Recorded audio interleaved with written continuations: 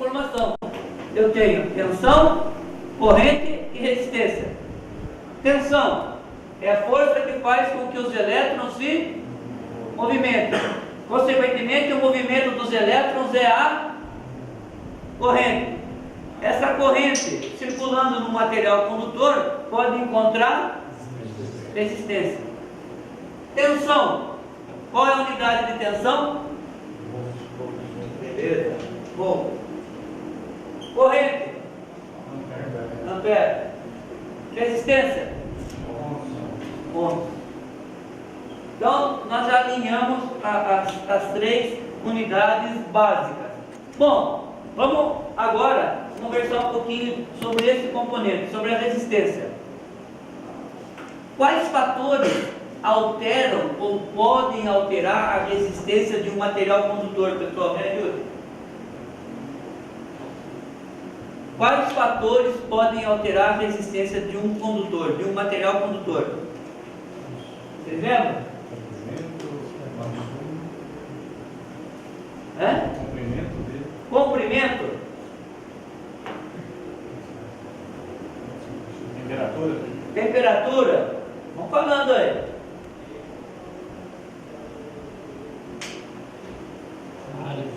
Área.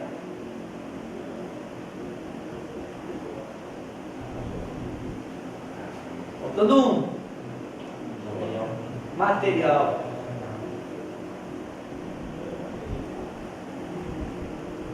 Como que esses itens interferem na resistência de um material condutor, pessoal? Como o comprimento afeta a resistência de um material condutor? Quanto maior, quanto mais comprido, maior a resistência ou menor a resistência? Olha só, nós estamos falando que existem 4 fatores que alteram a resistência, certo? Então, para eu comentar qualquer um deles, eu tenho que manter os outros 3 fixos. Então, quando eu falo que o comprimento altera a resistência, e ele altera de forma que, se eu aumentar o comprimento, eu aumento a resistência, eu tenho que manter os outros 3 fixos. Sim ou não? E a mesma forma, a temperatura. Como que a temperatura afeta a resistência de um material condutor?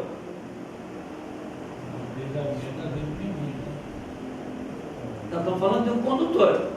Quanto menor a temperatura, menor a resistência. Olha só, vamos pensar. Nós não falamos, então pensa num condutor.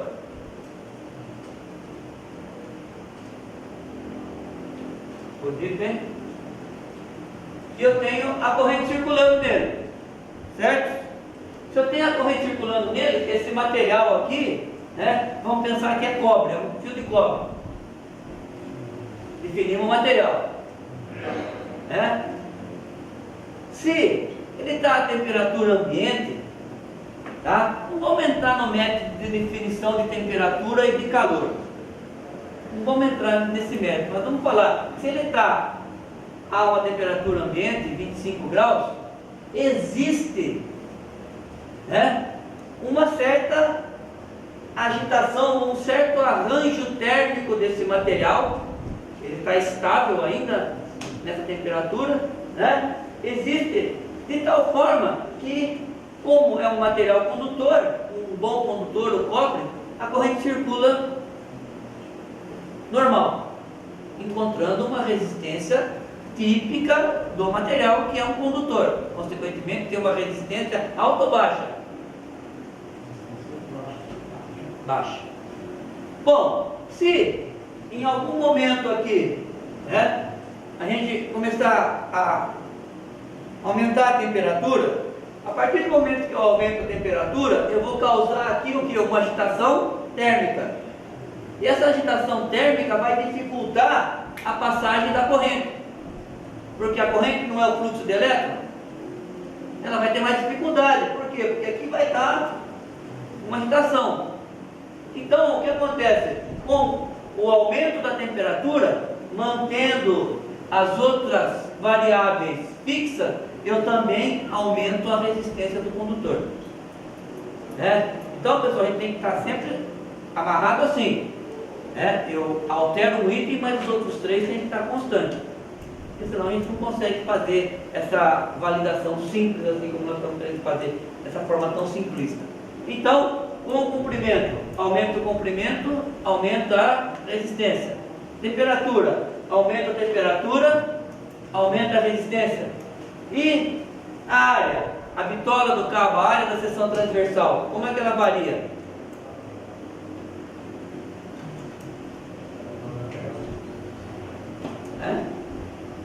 Pensa, uma analogia que o pessoal faz e é válido fazer, né? É clássica, né? Um tubo de água, né? A mesma vazão num tubo de água de 1 polegada, né? A mesma vazão num tubo de água de 4 polegadas, ela vai encontrar maior resistência onde?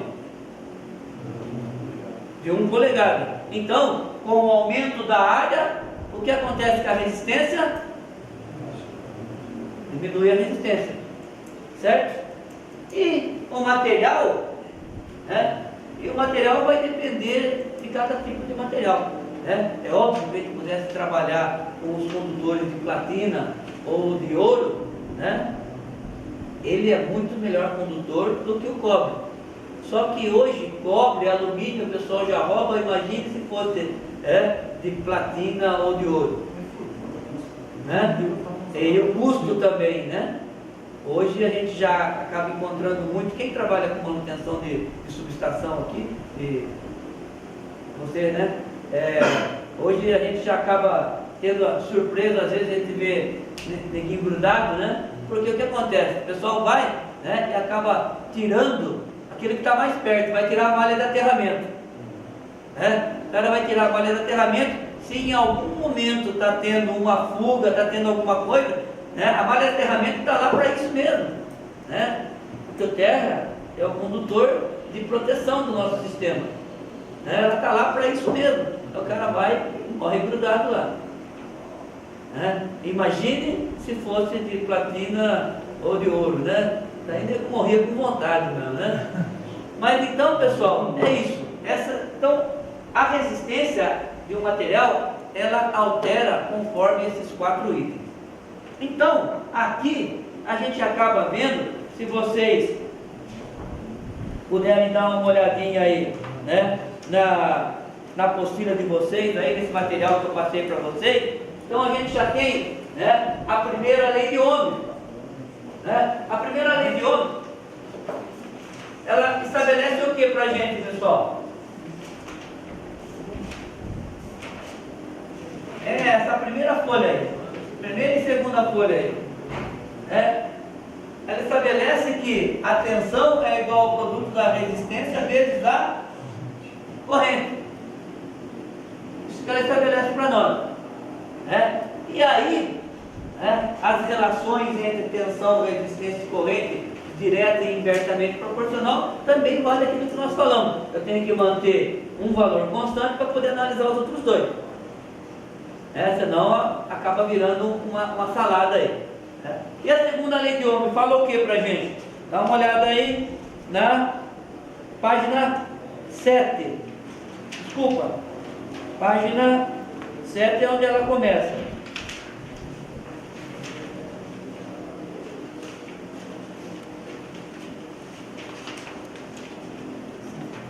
Desculpa, não é 7 não.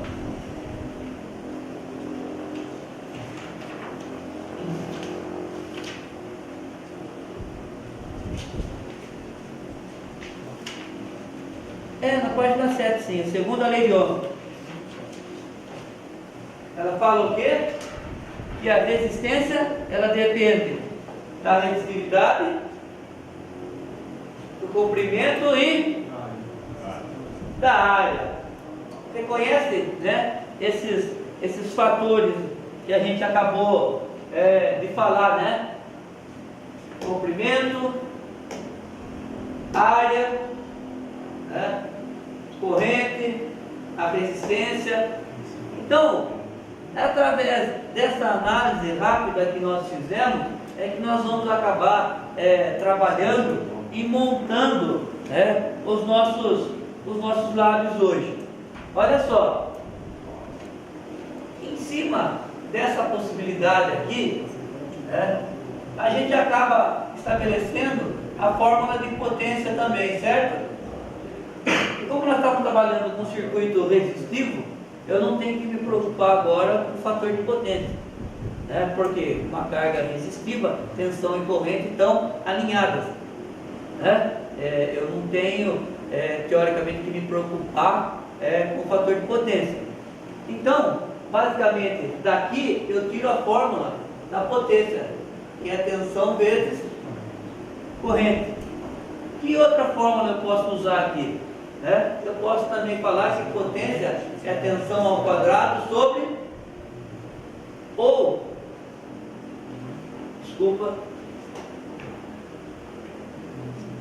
R I ao quadrado, né? Efeito Joule. Então, pessoal, essas fórmulas são as fórmulas básicas que vão nortear o nosso laboratório hoje, né? E através delas é que nós vamos trabalhar e fazer as conclusões que nós temos que fazer aqui. Bom, depois disso, o que está faltando para a gente fechar a nossa tarde hoje é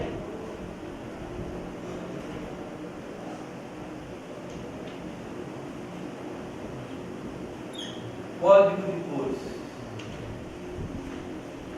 Para quem?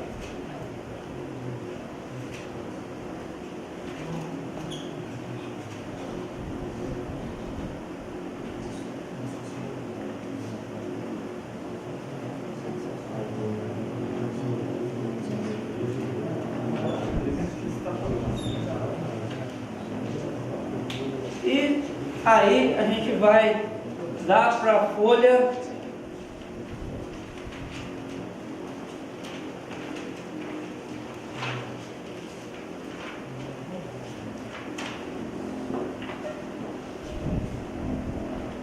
283.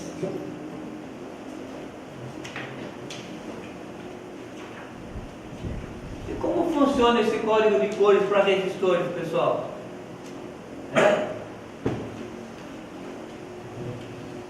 Com 4 cores.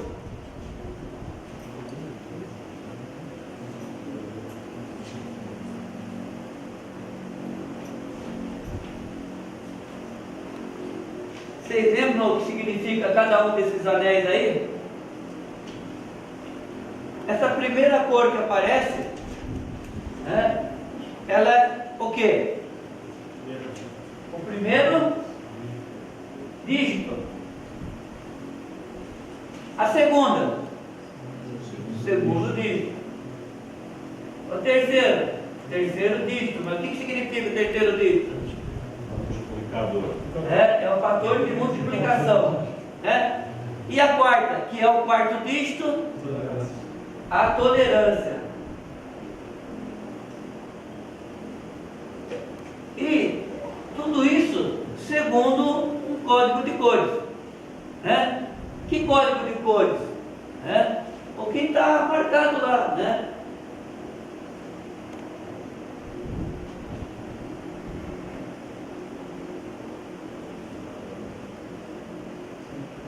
É isso mesmo? Preto. Eu tenho essas coisas que a gente vê. O último lá é cinza. Cinza.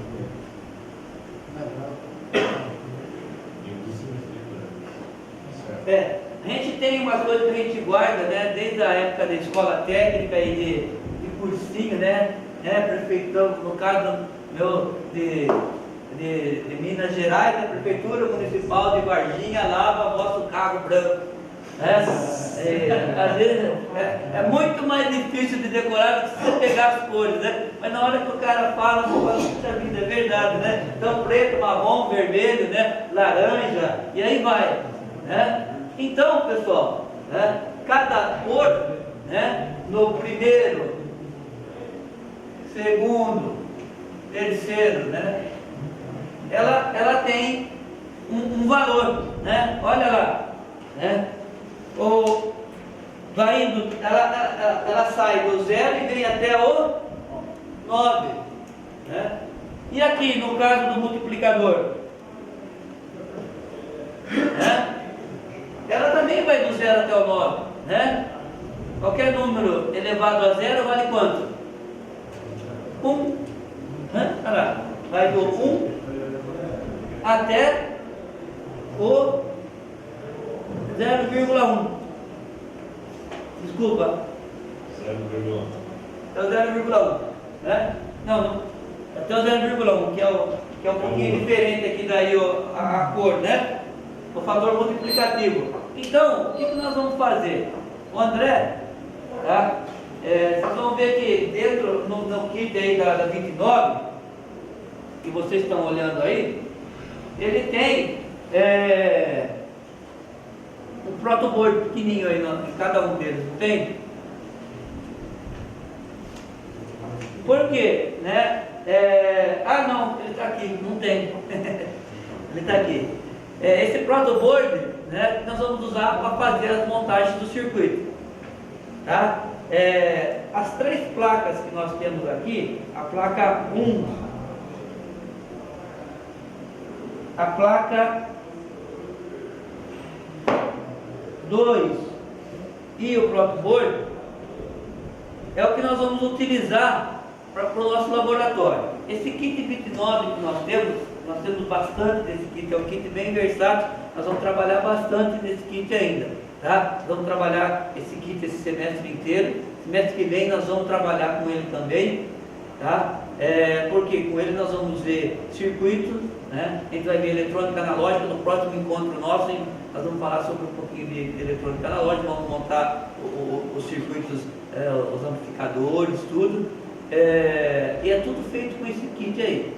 Esse kit ele tem um conjunto de, se não me engano, 27 placas, cada placa simula uma coisa. Nós vamos fazer mais um encontro com ele ainda, onde nós vamos ver TV Nano, Orton e superposição. Depois nós vamos trabalhar com ele também em circuitos RLC, né, para filtros, e também vamos trabalhar com ele na parte de eletrônica. Mas então, o que acontece? Nós temos aqui uma série de resistores que, sacanagem, já está marcado o valor aqui.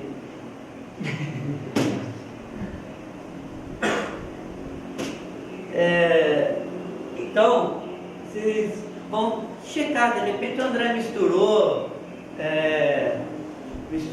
algum resistor ali, né? Então nós vamos fazer a checagem, né? Vocês vão ver que tem um trabalhinho para a gente fazer aqui, né? De verificar os resistores, né? Com o código de cores, vamos medir para checar, né? Nós vamos ter que entender um pouquinho que aquilo que a gente está medindo, a gente não vai ser o mesmo valor que a gente vai estar lendo pelo código de cores, certo? Por que a gente não vai encontrar? Por causa da tolerância. Né? Então você pega um resistor aí de 5% ou de 10%, dependendo, né, dourado ou prateado, vai poder ter uma variação de até mais ou menos 5% ou até mais ou menos 10% daquele valor que a gente lê. Então, daquilo que a gente leu, se a gente medir e tiver entre essa faixa de mais ou menos 5 ou mais ou menos 10, dependendo da quarta faixa, né? Porque vocês olham aí, né? Se a quarta faixa for marrom ou vermelho, qual que é a tolerância? 1 ou 2%, né? São resistores mais precisos, tá? Basicamente eu acho que ali deve ser tudo de 5 e de 10, não deve ter de 1 e de 2 não. Então, nós vamos fazer as nossas medições para montar esses gráficos, para montar esses laboratórios, tá? Agora, antes um pouquinho da gente ir para esse laboratório, a última coisa que eu quero conversar com vocês. Aqui está tranquilo, pessoal? Para montagem dos códigos de cores, tudo, né? Então, o que eu quero conversar com vocês, um pouquinho agora, é sobre instrumentos de medição.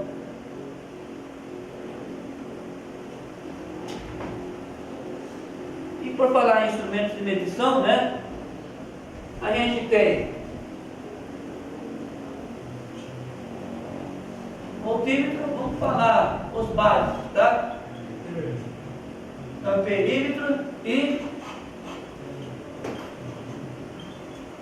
ohmímetro, né? Ah, só para falar, esse material quem escreveu foi o Dieguinho, né? Diego e Malaguti que escreveram esse material de circuito 1, né? Então, multímetro, amperímetro e ohmímetro. Multímetro, eu vou medir o quê? Tensão. Amperímetro, corrente. E ohmímetro, resistência. Como eu faço essas medidas e por quê?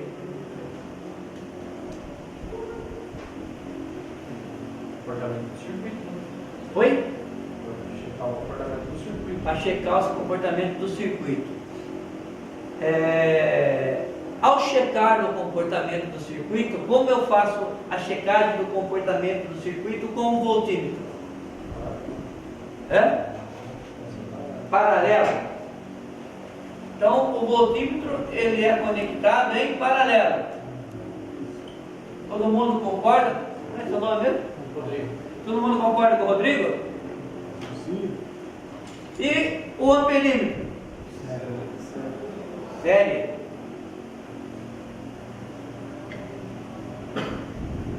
E o ohmímetro?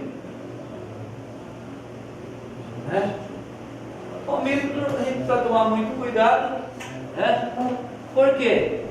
Porque o ohmímetro, né, ele trabalha usando a lei de Ohm, né? Então, para usar a lei de Ohm, ele tem uma bateria interna, é o único instrumento que precisa, né? Dentre o multímetro, se não for o digital, né, os mais antigos analógicos, vocês vão ver que tem aí um módulo só sobre multímetro analógico, que se a gente tiver tempo a gente faz, né? Senão a gente deixa, porque multímetro analógico a gente está usando muito pouco hoje, fica mais como fonte de informações, mas a gente, eu acho que vai dar tempo da gente trabalhar esse módulo sim, porque a gente está caminhando bem. Bom, então o ohmímetro ele tem uma bateria, então nós vamos tomar muito cuidado que quando se faz fazer a medição com o ohmímetro, o circuito tem que estar desenergizado, porque ele usa uma fonte própria, certo? Então aqui, eu vou colocar aqui entre aspas uma bateria, vocês já sabem o que é, pode ser? Então, para medir, segundo o Rodrigo lá informou para a gente, para medir as condições do circuito, eu ponho o voltímetro em paralelo e o amperímetro em série, para medir tensão e corrente respectivamente. Por que não é o contrário, pessoal? Por que eu não coloco o amperímetro em série e o voltímetro em paralelo? Porque a diferença da resistência em 2 pontos. No caso da corrente é a oposição. Olha só, circuitinho simples como nós vamos estar usando aqui.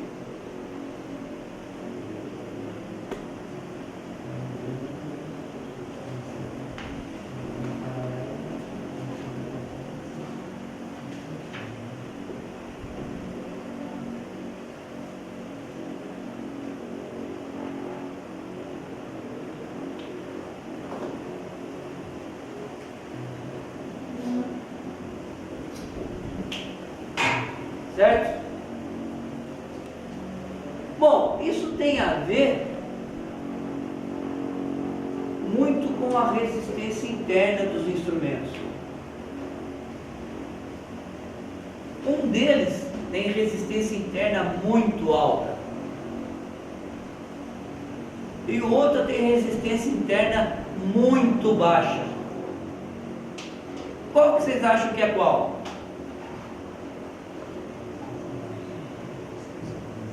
Vamos pensar aqui, ó. Vamos pegar esse circuito aqui e dividir em 2. Olha só, para a gente entender o porquê das coisas, né?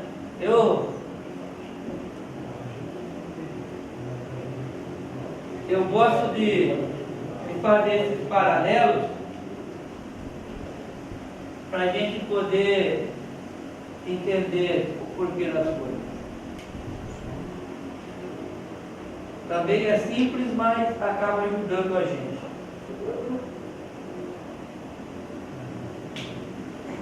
Então, um deles é colocado em paralelo e outro deles é colocado em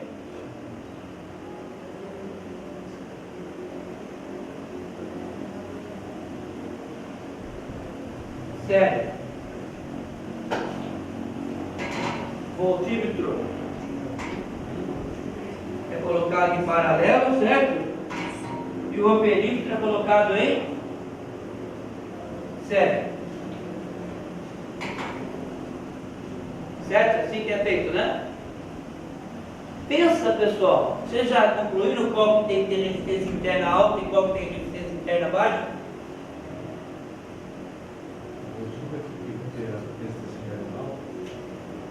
Pensa, né? E aí? Tem a ver com uma associação de resistências, né?